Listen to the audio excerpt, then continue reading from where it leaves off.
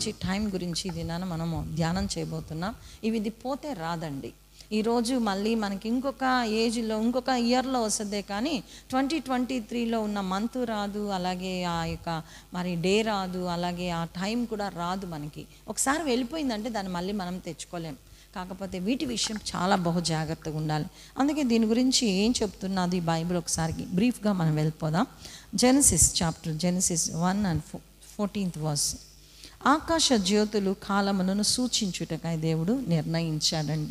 దేవుడు పగటిని రాత్రిని వేరుపరచినట్లు ఆకాశ విశాలమందు జ్యోతులను కలుగుగా కనియు అవి సూచనలను, కాలములను, దిన సంవత్సరములను సూచించుటకై ఇండునుగా కానీ దేవుడు పలికాడు. ఎందుకంటే దేవుడు ఎందుకు నిమిత్తం పలికాడనంటే ప్రభువు వీటన్నిటిని పగలు రాత్రి వేరు చేయడానికి.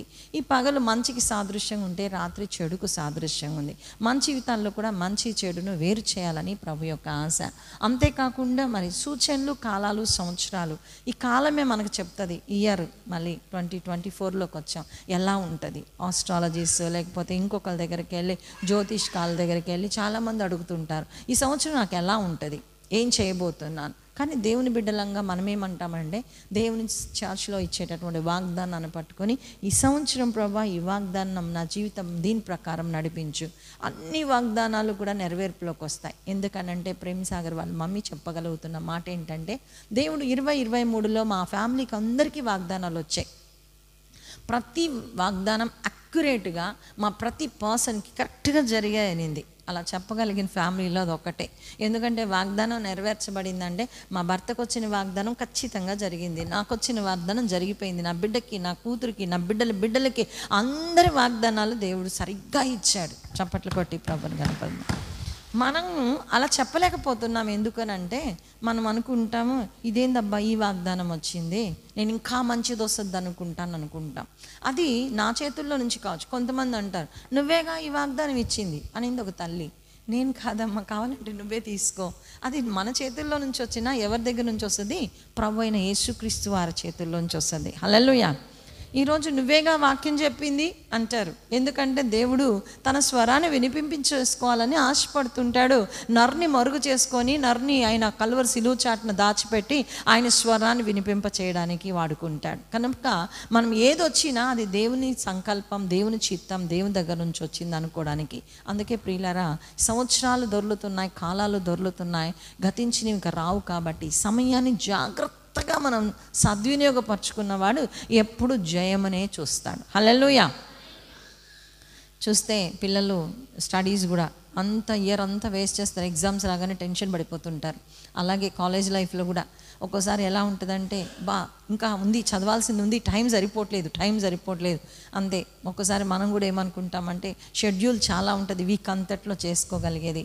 కానీ వీక్ అంతా కామ్గా ఉంటాం, ఏ సిక్నెస్సో లేజీనెస్సో ఇంకేదో. కానీ లాస్ట్ టైం అయిపోతున్నప్పుడు రష్ అప్ అవుతాం, దానిలో టెన్షన్ వస్తుంది, మిస్టేక్స్ వస్తాయి, సరిగ్గా దాన్ని ఫుల్ఫిల్ చేయలేం ఏ వర్క్ అయినా.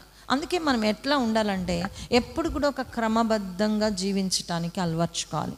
మనం కూర్చునుట, లేచుట, నిద్రించుట, మనం మనుగడ చేయుట, మన పనికి వెళ్ళుట, చదువుకునుట, అలాగే మనం జీవితాల్లో ఏది జరగాలో ఏది కూడా కాలం నిర్ణయం, కాల ప్రకారం సాగిపోవాలి. కొద్దిమంది ఎంత నైట్ అంతా మేల్కుంటారు, డే వచ్చినా కానీ మూసుకుతానే నిద్రపోతూనే ఉంటారు. దేవుడు ఏం చెప్పాడు? రాత్రి కాలంలో నిద్రపోవాలి, పగలు నువ్వు పని చేయాలి అని చెప్తాడు. కానీ ఏం చేస్తాము? ఈ వచ్చే మొబైల్స్ లేకపోతే టీవీలు వచ్చాయి, చూస్తూనే ఉంటారు, నిద్రపోకుండా ఉండ పరిస్థితి. అలాగే పగలంతా ఏం చేస్తారంటే ఇంకా లేజీగా ఉంటుంది, వాళ్ళకి జబ్బులు వచ్చాయి, పరిగిస్తుంటారు. ఈ మధ్య సాఫ్ట్వేర్ వాళ్ళు ఎక్కువ మంది చిన్న పిల్లలు, యూత్లో ఉన్న పిల్లలు హార్ట్ అటాక్స్ వచ్చేస్తున్నారు. ఎందుకంటే there is no sufficient sleep, there is no at least rest. అంటే స్లీప్ ఉండడం లేదు, కాస్త విరామం కూడా ఉండడంలా, ఎప్పుడు వర్క్ పరిగెడతానే ఉంటాం. ఆ హార్ట్ కూడా ఎక్కువ పరిగెత్తలేక ఆగిపోయే పరిస్థితులు. ఇవన్నీ ఎక్కువ సెన్సెస్లోంచి చూస్తే ఎవరికి కలుగుతున్నాయంటే సాఫ్ట్వేర్ వాళ్ళకి.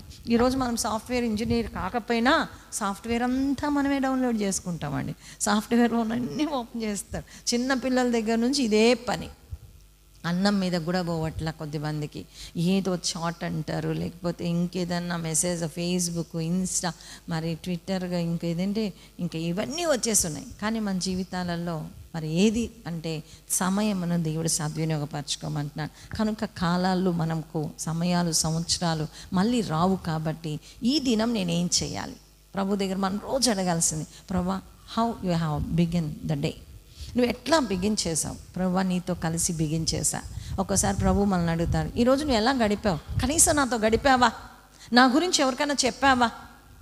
ఆయనతో గడపడం లేదు, ఆయన గురించి చెప్పటం లేదు, ఆయన కోసం ఒక్క సమయాన్ని కూడా వెచ్చించలేకపోతున్నాం. అన్నీ చదవడానికి టైం ఉంటుందండి, అన్నీ చూడడానికి టైం ఉంటుంది. ప్రేయర్ అనేసరికి మనకేమనిపిస్తుంది తెలుసా? ఒక్క వాక్యం చదువు చాలు అనిపిస్తుంది మన మనసుకి సాతాండు. చాలాసార్లు ఏమనిపిస్తుంది తెలుసా? 5 నిమిషాలు చాలు ప్రార్థన, అన్నీ ఆయనకి తెలుసు కదా. ఆఖరికి తినేటప్పుడు కూడా ఆత్రం ఎక్కువ ఉంటుంది. ప్రభువా స్తోత్రం, నీకు స్తోత్రం, నాకు ఆత్రం, ఆమేన్. మేము అంతే ఉండేవాళ్ళం. ఎందుకంటే అలాంటి టైం ఇది అయిపోద్ది కదా, తినడము చల్లారిపోద్ది, ఇది మింగకపోతే మళ్ళీ మనకి త్వరపడి పక్కన వాళ్ళు తీసేసుకుంటారేమో. ఏదైనా స్పెషల్ కర్రీస్ వచ్చే హాస్టల్ అంటే ఎగ్గు దాచిపెట్టుకోవాలండి, చేతులు పెట్టి, లేకపోతే కళ్ళు తెరిచి ప్రార్థన చేసుకోవాలి, పక్కనోడు తీసేస్తాడు. ఇలాంటి టెన్షన్స్ కూడా ఉంటాయి. కాబట్టి ఆ ఫుడ్ కోసం కూడా ప్రేయర్ కూడా చేసుకోలేము కొంతమంది. కానీ ప్రతి సమయం మళ్ళీ రాదు. కాబట్టి ప్రభు మనల్ని అడిగేది ఏంటంటే, ఈరోజు నాతో ఎంతసేపు గడిపావు? అన్నిటితో గడపడానికి సృష్టి అంతటినీ దేవుడు నరుల కొరకే సృజించాడు. అయిపోతే రావు. ఈ దినం నేనేం చేయలేకపోయాను ప్రభా, నాకు 24 hours ఇచ్చావు, కానీ నీతో నేనేం గడపలేకపోయాను అంటే ప్రభు దాన్ని నోట్ చేసుకుంటూ ఉంటాడు. కాబట్టి ప్రభు సన్నిధానంలో మనం ఎలాగంటే అది గడపడానికి సిద్ధపడాలి. యోబు గ్రంథంలో ఒక మాట రాస్తాడు. యోబు 7వ అధ్యాయము 1వ వచనం, భూమి మీద నరుల కాలము యుద్ధ కాలము కాదా? భూమి మీద నరుల కాలము యుద్ధ కాలము కాదా? వారి దినములు కూలివాని దినముల వంటివి కావా? అంటే భూమి మీద నరుల కాలం ఎలాంటిది అంటే ప్రియులారా, యుద్ధ కాలం. ఎప్పుడు కూడా ఒక బ్యాటిల్ అండి. Life is a battle. ఎప్పుడు మనం యుద్ధంలో పోరాడుతుండడానికి సిద్ధపడినట్లుగానే మనం కూడా ఈ కాలంతో పాటు మన ప్రతి పరిస్థితికి పోరాడే వారంగా ఉండాలి. ఈ క్షణంలో ఏం జరుగుతుందో తెలియదు, మనం ఎన్నడూ ఊహించం. ఎందుకంటే ఆయన చిత్తం లేకుండా భూమి మీద ఏది జరగదు. హల్లెలూయా. అంతేకాదు ఆయన జరిగిస్తున్నవన్నీ కూడా ఆయన ఎందుకు విశ్వసించిన వారికి, ఆయన ప్రేమిస్తున్న వారికి, దేవుని ప్రేమించే వారికి సమస్తము మేలు నిమిత్తమై సమకూడి జరగబడతాయి. కనుక ఆ మేలైన దాన్ని తీసుకోవడానికి మనం ఎందుకు స్ట్రగుల్ అవ్వాలనంటే అది మేలు కావచ్చు, కీడు కావచ్చు. యోబు అందుకే అంటాడు, ప్రభు దగ్గర మనం అన్ని మేళ్ళైనా పొందుకునేది, కీడు అనుభవించడానికి ఆయన మనం తగమా? ఆయన శక్తిగల దేవుడు కదా, సమస్తాన్ని యోచించే దేవుడు, మంచిది చేసే దేవుడు. ఆయన తన జీవితాన్ని, తన చిత్తాన్ని మన జీవితాల్లో జరిగిస్తున్నప్పుడు మనం ఎలాగుంటామంటే బిట్టర్గా ఫీల్ అవుతామండి. ఈ చేదైన సంఘటన నాకు అవసరమా నా జీవితంలో? ఈ యొక్క దుఃఖ కాలము, అంధకార కాలము, చెడు కాలము, దుర్దినములు నాకు అవసరమా అనిపిస్తుంది. ఎందుకంటే అన్నీ శ్రేష్టమైన కాలాలే, కానీ దుర్దినాలు కూడా మనకు అవసరం. ఎందుకంటే దేవుడు మొదటే ఎందుకు కాలాలను నిర్దేశించాడంటే అవి నిజంగా పగటిని రాత్రిని వేరు చేయడానికి. మన జీవితాల్లో కష్టాలు తొలగిపోతాయి, మంచి రోజులు వస్తాయి. నువ్వు ఈరోజు కష్టంతో ఉన్నావా? మంచి రోజులు నీ ముందున్నాయి.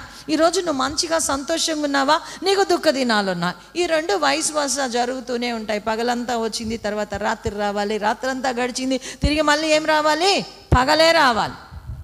నువ్వు ఈరోజు సంతోషంతో ఉంటే కొద్ది దినాల తర్వాత మళ్ళీ దుఃఖ దినాలు నీ ముందు ఉంటాయి.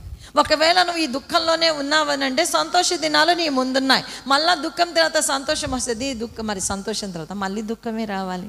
కాబట్టి ఈ దుఃఖ కాలము, ఈ జీవిత కాలం ఎలాంటిదంటే ఒక యుద్ధ కాలం లాంటిది. ఆయన అందుకే అంటాడు, ప్రతిరోజు కూడా నేను యుద్ధకాలంలోనే ఉన్నా, యుద్ధానికి సిద్ధపడినటువంటి ఒక సోల్జర్ లాగా నేను కష్టపడుతూనే ఉన్నా, శ్రమ పడుతూనే ఉన్నా, పోరాడుతూనే ఉన్నా. ఎప్పుడు ఎలా చనిపోతాం. అందుకే మన Indian force, like navy force కావచ్చు, ఎయిర్ ఫోర్స్ కావచ్చు, బార్డర్లో ఉండేటటువంటి సోల్జర్స్ కావచ్చు, ఎలా అంటే వాళ్ళు చాలా ప్రతిజ్ఞ చేసి వెళ్తారండి. ఎందుకనంటే మనం చిన్నప్పుడు ప్రతిజ్ఞ చేస్తాం, India is my country, I love my country, all Indians are my brothers and sister except one అని నేర్పించాను మా బాబుకి, ప్రేమ్కి. రే అందరు ననబాకరా బ్రదర్స్ సిస్టర్, ఎవరో ఒకరిని చేసుకోవాలి కదా నువ్వు పెద్ద అయితే, కాబట్టి ఎక్సెప్ట్ వన్ అనేది కూడా మనం పెట్టుకుందాం అనేదాన్ని. ఎందుకనంటే అందరూ అక్క చెల్లెళ్ళే, కానీ ఎవరో ఒకళ్ళు ఉంటారు దేవుడు మన లైఫ్ పార్ట్నర్గా. కాబట్టి మనము అలా ప్రతిజ్ఞ చేసినట్టే సోల్జర్స్ అందరూ కూడా ప్రతిజ్ఞ చేస్తారండి. ఏంటంటే నా దేశం కోసం నేను ప్రాణాన్ని అర్పిస్తా, నా దేశం కంటే నాకు భార్య ఎక్కువ కాదు, నా దేశం కంటే నాకు తల్లిదండ్రులు ఎక్కువ కాదు, నా దేశం కంటే నాకు కన్న బిడ్డలు ఎక్కువ కాదు. ఇంత మంచి తీర్మానము దేశాల కోసం అయితే, నిన్ను నన్ను బ్రతికించినటువంటి దేవుడు, నీ కొరకు నా కొరకు ప్రాణం పెట్టిన దేవుడు, మన కొరకు రక్తాన్ని చిందించినటువంటి దేవుని దగ్గర మనం ప్రమాణం చేయలేమా? ప్రభా, నీకంటే నాకు ఎక్కువ ఏది కాదు కదా ప్రభా, నీ చిత్తం జరిగించుటే కదా నా జీవితంలో అది ఒక ధన్యత. అది ఏదైనా నిన్ను విడిచి నేను పెట్టను, నిన్ను విడిచిపోను. అది తల్లిదండ్రులు పోయినా, బిడ్డలు పోయినా, భార్య పోయినా. అందుకే ఆ అద్దకాలంలో యోబు ప్రతిజ్ఞ చేశాడు. ప్రియులారా, మన జీవితాలలో కూడా కష్టాలు రావచ్చు, శోధనలు రావచ్చు, దుఃఖం రావచ్చు, ఏదైనా కావచ్చు. ప్రభుతో తీసుకున్న తీర్మానం ఎప్పుడు కూడా డెసిషన్ మేకింగ్ అనేది స్ట్రాంగ్ ఉండాలి. కొద్దిమందిని చూస్తాం, కొద్ది రోజులు చాలా సంతోషంగా ఉంటారు, కొద్ది రోజులు ఇంత డల్ అయిపోతూ ఉంటారు. ఇంకా కొద్దిమందిని చూస్తాం, ఏంటంటే ఏదో ఖుషీగా ఉంటారు. ఏంటంటే అంత జయమే, అంత సక్సెసే, నా లైఫ్లో నేను అన్నీ ఇచ్చేసాడు, నేను కోరుకున్నవన్నీ ఇచ్చాను అనుకుంటా. ఆ తర్వాత కౌంట్ డౌన్ వస్తుంది. ఎందుకో తెలుసా? నువ్వు కోరుకున్నవన్నీ ఇస్తాడు, కానీ అది నీకు భయంకరమైన శ్రమే ప్రియులారా. ఎందుకంటే బై ఫోర్స్గా దేవుడి దగ్గర నుంచి ఏది సంపాదించుకున్నా అది మనకు శ్రమే. నువ్వు కోరుకున్నటువంటి జాబ్ కావచ్చు, నువ్వు కోరుకున్న సక్సెస్ కావచ్చు, నువ్వు కోరుకున్న మరి వైఫ్ కావచ్చు, అన్ని విషయాలలో ఒక్కసారి మన జీవితంలో ఏమనిపిస్తుంది అంటే, నేను కోరుకున్న దేవుడు ఇచ్చాడు, కానీ ఇంత శ్రమ నేను పడాల్సి వస్తుంది, ఎందుకు కోరుకున్నానా అని వాపోయే పరిస్థితి. అందుకే మనం ఎప్పుడు కూడా చాయిస్ ఎవరికి ఇవ్వాలంటే దేవుడికి ఇవ్వాలి. నీ చిత్తం అయితే జరిగించు ప్రభా, నీకు ఇష్టమైంది, నీకు శ్రేష్టమైంది, నీకేం మేలైంది అదే నాకు ఇవ్వు, నాకంటూ ఏదీ లేదు ఇష్టం. అలా చెప్పిన వాళ్ళు ఎప్పుడు బ్లెస్సింగ్గానే ఉంటారు. ఎందుకనంటే ఆయన ఆచితూచి ఇస్తాడు. మనకి ఎప్పుడు ఇవాళ కూడా ఆలోచిస్తూ ఉంటాడు. ఒక్కోసారి మనం అనుకుంటాం, ఎన్ని ఇయర్స్ నుంచి నేను అడుగుతున్నాను, ఎందుకు దేవుడు నాకు ఇవ్వడం లేదు, కాలం వ్యర్థ అయిపోతుంది, నా వయసు అయిపోతుంది, ఏజ్ అయిపోతుంది, లేకపోతే టైం గడిచిపోతుంది, ఎప్పుడు ఇస్తాడు దేవుడు? అది నీకు ఎప్పుడు ఏ కాలానికి ఇవ్వాలో అని నిర్ణయించి ఉంటాడు. ఎందుకో తెలుసా? అది పొందుకున్న తర్వాత దాన్ని ఎలా యూటిలైజ్ చేసుకోవాలో కొంతమందికి తెలియదు. అంతేకాదు, దాన్ని పొందుకున్న తర్వాత దాన్ని ఎలా ప్రిజర్వ్ చేసుకోవాలో తెలియదు కొద్దిమందికి. ఇంకా కొద్దిమందికి ఏం చేస్తాడు, దాన్ని పొందుకున్న తర్వాత మనకి థ్యాంక్ఫుల్నెస్ అనేది ఉండదు, కృతజ్ఞత ఉండదు. అలాంటప్పుడు దేవుడు ఏం చేస్తాడు తెలుసా? All blessings are delayed but great blessings, even though they are delayed, but that will be very greatly fulfilled. చప్పట్లు కొట్టి ప్రభుని కనపడదు. అద్భుతంగా అవి నెరవేర్పులోకి వస్తాయి ఆలస్యమైనప్పటికీ. అందుకే కాలం కోసం మనం ఎలా ఉండాలంటే, యుద్ధ కాలం కాబట్టి యుద్ధ కాలంలో మనం పోరాడాలి. చిన్నపిల్లలు పోరాడుతూనే ఉండాలి. ఎందుకంటే స్కూల్కి వెళ్ళొస్తూ ఉంటారు, స్ట్రగుల్. కాలేజ్ లైఫ్లో ఎంత భయంకరమైన పోరాటం అని అంటే, యవ్వనమును బట్టి భద్రం చేసుకోవాలి, ఎన్నో థాట్స్ వస్తుంటాయి, ఎన్నో టెంప్టేషన్స్ వస్తుంటాయి. వీటన్నిటిలో నుంచి ప్రభా నేను ఈ కాలాన్ని సద్వినియోగపరచుకోవాలి. ఒక్కసారి మనకు అనిపిస్తుంది, మనం చదువుకోవడానికని వస్తాము, ఎంతోమంది డ్రగ్ అడిక్ట్స్ అయిపోయి చదువు ఫెయిల్ అయిపోయి వెళ్ళిపోతారు. ఏదో ఒక గోల్ రీచ్ అవ్వాలా, ఐఏఎస్ ఐపీఎస్ అవ్వాలని చెప్పి, లేకపోతే ఏదో ఒక మంచి ఉద్దేశంతో మనము ఒక మరి సక్సెస్ఫుల్గా ఒక దానిలో కోర్సులో ఉంటాం. కానీ మధ్యలో ఏమైపోతుంది, లవ్ స్టోరీ ఒకటి వచ్చేస్తుంది, దాంతో మనము ఫెయిల్ అయిపోతుంటాం, రీచ్ అవ్వలేకపోతుంటాం. ఇది దాటిన తర్వాత మళ్ళీ ఇంకా రాదండి సమయం. అందుకే నిన్ను దేవుడు ఏ ప్లేస్లో ఉంచుతాడో ఆ ప్లేస్లో మరి యుద్ధ కాలం కాబట్టి యుద్ధం చేయడానికి ఒక సైనికుడు ఏ రీతిగా సైన్యములకు అధిపతిగా యెహోవా మీ ముందు నడవబోతుంటుండగా, ఆ యుద్ధ కాలంలో ఆయన కొరకు నిరీక్షణతో మనం ఎదురు చూడగలగాలి. ప్రభువా నా పక్షాన్ని యుద్ధం నువ్వు చేయి. అందుకే దావీదు మహారాజు కావచ్చు, అనేక భక్తులు, యోసేపు కావచ్చు, అందరూ ఎలా అంటే, యుద్ధం నాతో కలిసి నువ్వు చేయి, నేను కాదు యుద్ధం చేయవాడు మీరే. అందుకే యుద్ధము యెహోవాదే, యుద్ధము యెహోవాదే, యుద్ధము యెహోవాదే, రాజులు మనకెవ్వరు లేరు, శూరులు మనకెవ్వరు లేరు, రాజులు మనకెవ్వరు లేరు, శూరులు మనకెవ్వరు లేరు. లకు అధిపతి అయినా యేసయ్యా మనకుందా, సైన్యములకు అధిపతి అయినా యేసయ్యా మనకందా. యుద్ధము యెహోవాదే, యుద్ధము యెహోవాదే, యుద్ధము యెహోవాదే, యుద్ధము యెహోవాదే. హల్లెలూయా. మనం కూడా ప్రభా నేను కాదు ప్రభా, నా పక్షాన నువ్వు యుద్ధం చేయి, నేను కాదు ఎగ్జామ్ రాయాల్సింది, నువ్వు నా పక్షాన రాయి. నేను చాలాసార్లు అడుగుతూ ఉండేదాన్ని. నేను చదువుకుంటున్న దినాలలో కూడా ఈ యుద్ధకాలం చాలా టఫ్గా ఉండేది నాకు. ఎందుకంటే అందరూ మంచి ఇంటెలిజెన్స్ వచ్చేవాళ్ళు, ఎందుకంటే అందరూ స్టేట్స్ నుంచి మంచి మంచి యూనివర్సిటీలో చదివిన వాళ్ళు. నేనేదో చాలా సింపుల్ యూనివర్సిటీలోంచి సింపుల్గా చదువుకున్న కాలేజీలోంచి వెళ్ళాను, కానీ ఏదో ప్రైవేట్ కాలేజెస్లో ఏది చదవలేదు నేను. ఎందుకంటే అంత కాంపిటీషన్లో నేను వెళ్ళలేదు. అక్కడికి వెళ్ళిన తర్వాత నాకు అనిపించేది యుద్ధకాలంగానే ఉండేది. అయినా ప్రభుని అడిగేదాన్ని, ప్రభువా నేను నీ బిడ్డనని గుర్తిరగాలంటే వీళ్ళందరూ జ్ఞానవంతులే నాకంటే, కానీ నీ కుమార్తెను నీ కుమారుని అనిపించుకోవడానికంటే కొంచెం ఒక హాఫ్ మార్క్ అయిన వాళ్ళలో నుంచి నన్ను లిఫ్ట్ చేసావనుకో, నువ్వు నాకు తోడున్నావని నేను నమ్ముతా, నీ జ్ఞానం నాలో ఉన్నదని నేను విశ్వసిస్తానేదాన్ని. అందరూ ఎంత అంటే మంచి ఎలోక్వెంట్స్ అండి, మంచి ఎట్లా అంటే లింగ్విస్టిక్స్, ఏంటంటే అన్ని లాంగ్వేజెస్ స్పీక్ చేసే వాళ్ళు కూడా ఉండేవాళ్ళు. వాళ్ళందరిలోంచి దేవుడు నన్ను అనుకునేవాడు, ఏంటి లత డమ్మీగా ఉంటావు క్లాసెస్లో, ఎగ్జామ్ కానీ అసైన్మెంట్ కానీ రాసావంటే లత నువ్వు మళ్ళీ ఎందుకు ఫస్ట్ మార్కులు వచ్చేస్తాయి, ఇవ్వండి అమ్మాయి పేపర్ ఇవ్వండి అని చెప్పి అందరు కూర్చొని రౌండ్ కూర్చొని అన్నీ చూసేవాళ్ళు. నువ్వు ఎప్పుడు రాసావు ఇవి, ఎట్లా రాసావు, ఎక్కడ కోట్ చేసావు, ఇది ఏ బుక్లో నుంచి కోట్ చేసావు, సంథింగ్ డిఫరెంట్. ఎందుకో తెలుసా, ప్రభుని అడిగేదాన్ని నేను, ప్రభు నా అటెంప్ట్స్ అన్నిట్లో నుంచి నువ్వు నాకు తోడుండు, నా చేతి పనులన్నీ నువ్వు ఆశీర్వదించు, నీ జ్ఞానంతో నన్ను నింపు, వీళ్ళందరి ఎదుట నేను బుద్ధిహీనంగా మిగలకూడదు, నా పక్షాన యుద్ధం చేయి అన్నప్పుడు ప్రభు స్టార్ట్ చేస్తూ వచ్చాడు నా లైఫ్లో సక్సెస్. అన్నీ పోయినా దేవుల్లో ఉన్న ఆనందాన్ని ఎవరు దోచుకోలేరండి. ఎందుకంటే సాతానుడు యోబులో నుంచి అన్నీ దోచుకున్నాడు, కానీ దేవుని స్తుతించుట, సంతోషించుట, సంతృప్తిని దోచుకోలేకపోయాడు. చప్పట్లు కొట్టి ప్రభుని కనపడదాం. అలాగే మన జీవితంలో ఆరోగ్యం పోయినా, బిడ్డలు పోయినా, లేకపోతే ఇంకేది కోల్పోయినా ప్రభు ఇచ్చిన రక్షణ ఆనందం, ఆ సంతోషం మనతో ఉండునట్లుగా యుద్ధకాలంలో గెలవడానికి ప్రభు మన కృపనిచ్చుగాక. కీర్తనలు 31:15 నా కాలగతులు నీ వశములో ఉన్నవి. మనం ఎప్పుడు కూడా ఎలా సబ్మిట్ చేసుకోవాలి అని అంటే, బయటికి వెళ్ళేటప్పుడల్లా ప్రభువా నా కాలగతులు నీ వశంలో ఉన్నాయి. ఈరోజు ఎండ్ అనేదో తెలియదు నీకు, మనం ఎలా జీవించాలంటే maybe this is the last day. నువ్వు ఏ వర్క్ చేస్తున్నా, నువ్వు ఎక్కడికి వెళ్తున్నా, నువ్వు సిద్ధపడాల్సింది ఏందో తెలుసా, maybe this is the last for me.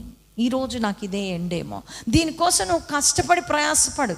ఏం చేయాలనుకుంటున్నావు ఈరోజు చేయగలిగినవన్నీ కూడా చేయడానికి పోస్ట్పోన్ చేయొద్దు. ఎప్పుడు కూడా మనం ఏం చేస్తుంటామంటే, రేపు చూసుకుందాం లేరా, రేపు పోదాంలే, రేపు వెళ్దాంలే. రేపుకు రూపు లేదండి. అందుకే బయట అంగళ్ళకి వెళ్తే ఏం రాసుకుంటారు, అప్పు రేపు, రేపు రా అన్నమాట.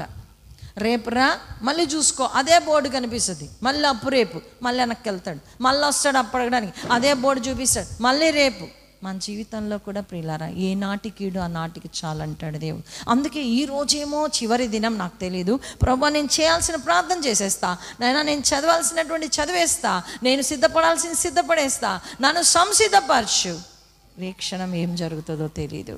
అందుకే ఎప్పటికీ కూడా మనం అప్డేట్ అవుతుంటే, ఈరోజు చూడండి ఫోన్ అప్డేట్ కాకపోతే స్లో అయిపోతుంది. నేను స్మార్ట్ ఫోన్ వెంటనే అప్డేట్ కొట్టేస్తావు. ఎందుకు తెలుసా, అది స్లో అవ్వకూడదు, నువ్వు ఫాస్ట్గా ఉండాలని. దాన్ని డిలే చేసామనుక అది డెడ్ అయిపోతుంది. ఎప్పుడు కూడా అప్డేట్లోకి వెళ్ళిపోతూ ఉండాలి. అలాగే మన ఆత్మీయ జీవితంలో కూడా ఎప్పుడు అప్డేట్లో ఉండాలి. వారం అయింది ప్రార్థన చేసుకొని, ప్రభా నెల అయింది ప్రభా నీ బల్లలోకి వచ్చి, నెల అయింది ప్రభా మందిరంలోకి వచ్చి, చాలా వాపోతుంటాం. ఈరోజు వారం అంతా గడిచిందనంటే తిరిగి ఆదివారంకి వచ్చేసి దేవుని స్తుతించడానికి రావాలి.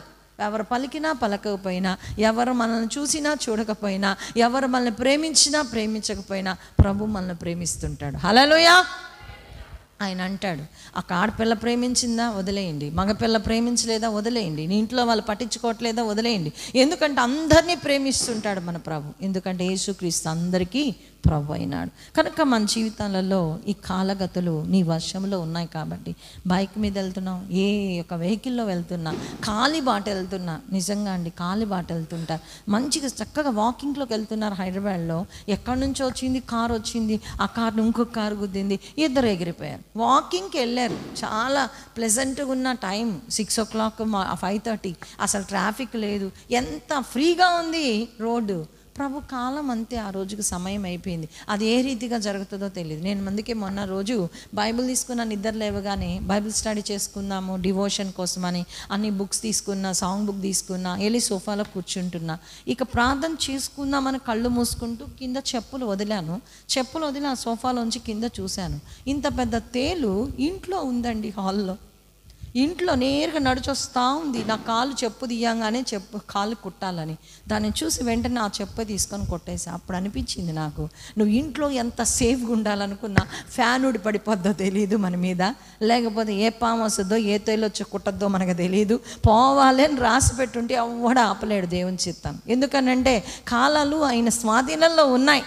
మనం అనుకుంటాం ఈరోజు నేను అబ్బరే ఎక్కడికి పోను.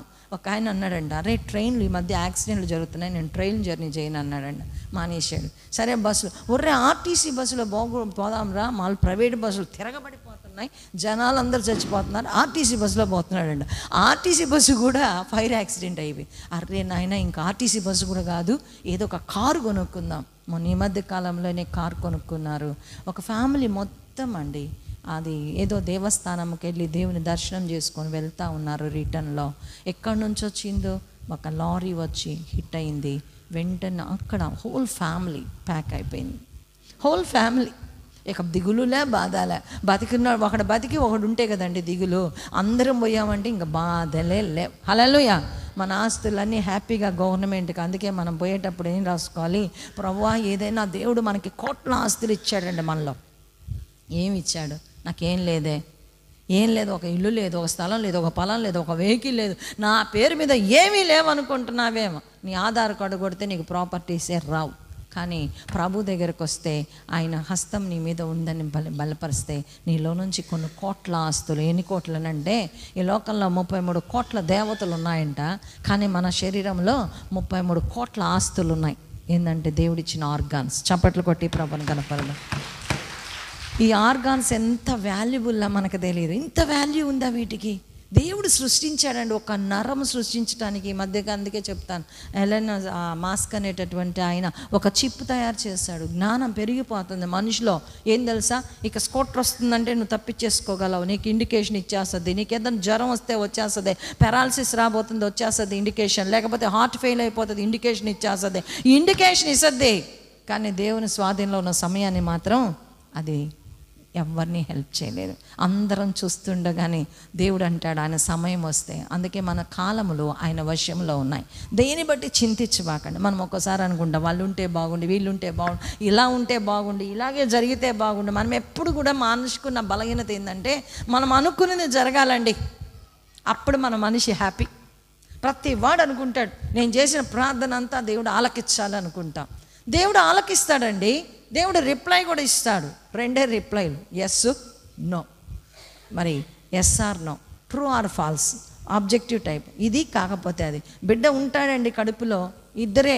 ఏంటంటే ఒకవేళ మరి న్యూట్రల్ జెండర్ ఉంటే దేవుని చిత్తం. ఏంటంటే ఒకవేళ 3 2 అబ్బాయా అమ్మాయా, లేకపోతే ట్రాన్స్జెండర్ మనకు తెలియదు. కానీ దేవుని ప్రణాళికలో ఉండే ఆన్సర్లు 2, true or false, yes or no. దేవుడు ఒక్కసారి నీతో చెప్తుంటాడు, నువ్వు అన్నీ ప్రార్థన చేస్తున్నావు కుమారుడా కుమార్తె, కానీ నేను నో అని చెప్తున్నా. అది నీ మంచికే. మనకు అనిపిస్తుంది అందరికీ ప్రార్థనలు దేవుడు ఆలకిచ్చేస్తున్నాడు, నాకు మాత్రం నో అని ఇస్తున్నాడు. చాలాసార్లు నేను కూడా వ్యసన పడ్డం మొదలుపెట్టా.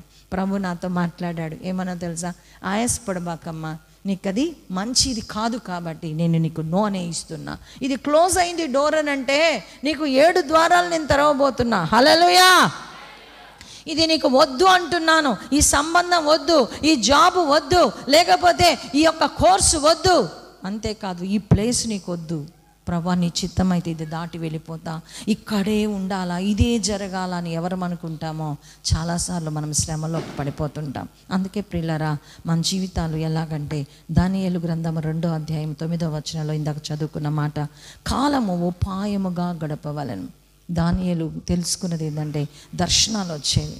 మంచి యవ్వన ప్రాయం నుంచే తనకున్నటువంటి భక్తి ఏంటంటే ప్రార్థించాను. ఈరోజు మార్నింగ్ ఎంతమంది ప్రామిస్ చూసారో చెప్పండి. ఉదయకాలం పెట్టిన ప్రామిస్ మన వీడియోలో జీసీసీ మినిస్ట్రీ చూసావు కదా నాన్న. ఏం పాట వచ్చింది? సాంగ్ వచ్చింది కదా, బందీనైపోయా కదా.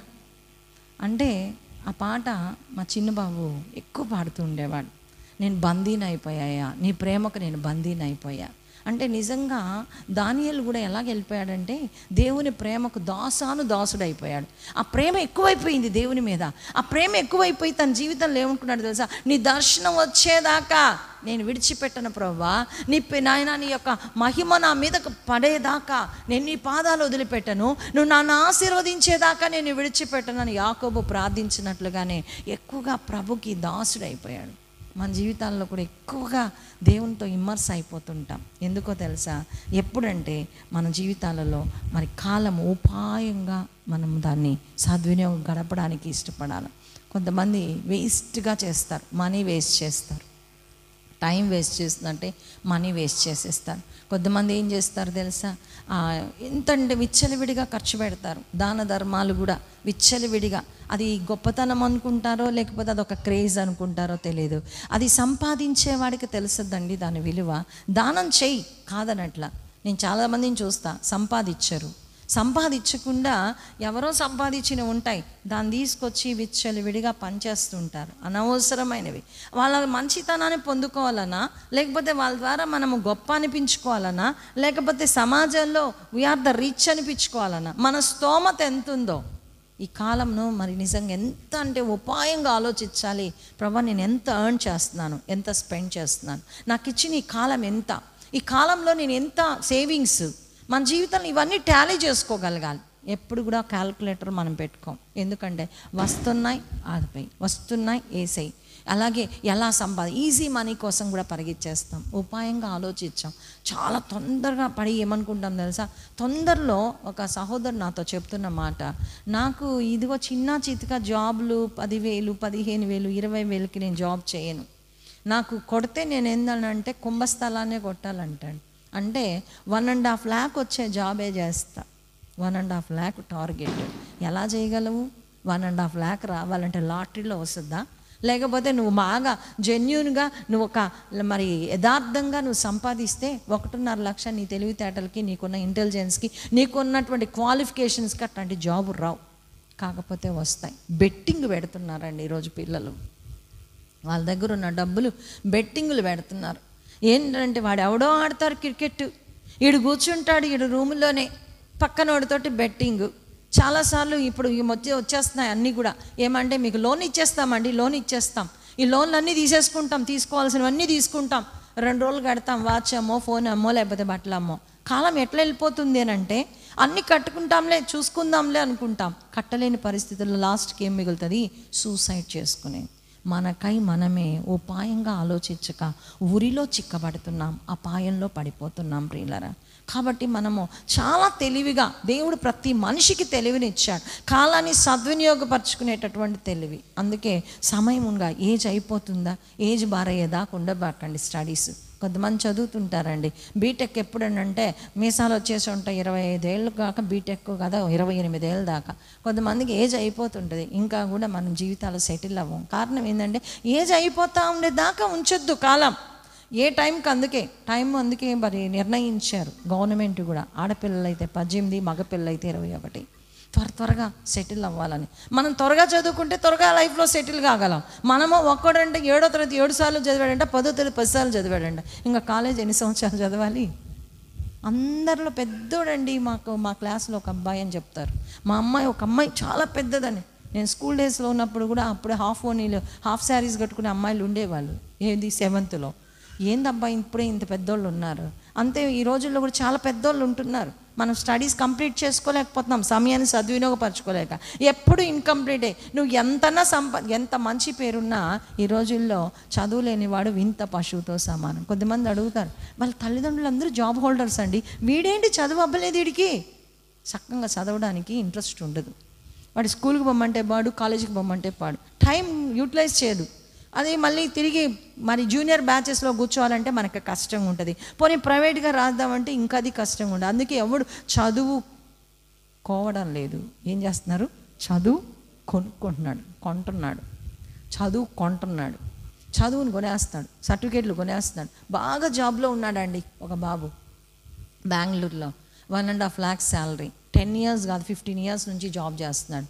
తర్వాత సర్వే జరిగింది, దానిలో నుంచి అందరూ బ్యాక్. ఈ మధ్యలో అమెరికాలో కూడా ఒక చాలామంది మరి ఒక 3,000 మంది వరకు జాబ్స్ రిజైన్ చేయించి వెనక్కి పంపిస్తున్నారు. సాఫ్ట్వేర్ అంతా పడిపోయే దినాల్లో వస్తున్నారు. కొద్ది రోజులు పోతే సాఫ్ట్వేర్ జాబ్స్ ఏమి ఉండవేమో, ఎందుకంటే అన్ని కంపెనీలు, ఐటీ కంపెనీలు, అన్ని కంపెనీలు కూడా ఈరోజు క్లోజ్ అయిపోగలుగుతున్నాయి. కానీ ఈ టైంలో కూడా మనము సద్వినియోగపరచుకోవాలంటే నేను ఎలా, అందుకే వయసు రాగానే మనం ఏం చేయగలగాలి, నేను సంపాదించాలి, కాలాన్ని సద్వినియోగపరచుకోవాలి, నేను చదువుకోవాలి, నేను మ్యారేజ్ చేసుకోవాలి, నేను జాబ్ చేయాలి, లేకపోతే నా లైఫ్ నేను సెటిల్ చేసుకోవాలి. ఏ రూట్లో నువ్వు వెళ్ళాలనుకుంటున్నావో ఆ రూట్లో సెటిల్ అయిపో. ఆ రూట్లోనే నీకు దేనిలో సాటిస్ఫై అవుతావో దాన్ని రీచ్ అయిపో. అది సాచురేషన్లోకి వెళ్ళకముందే, అది సాటిస్ఫాక్షన్ లేకుండా నీ జీవితంలో నిరాకారంగా శూన్యంగా మిగలకముందే ఈ కాలాన్ని సద్వినియోగం చేసుకోవాలి. భక్తుల జీవితాలు అందరూ కూడా ప్రియులారా మనం చూస్తే మరి అబ్రహాం టైం సద్వినియోగం చేసుకున్నాడు, అందుకే richest man among all the మరి ఇజ్రాయలైట్స్ అయ్యాడు. ఎందుకంటే ఫెయిత్ఫుల్ మ్యాన్. ఆ విశ్వాసమే తన జీవితానికి ఏం చేకూర్చగలిగింది తెలుసా?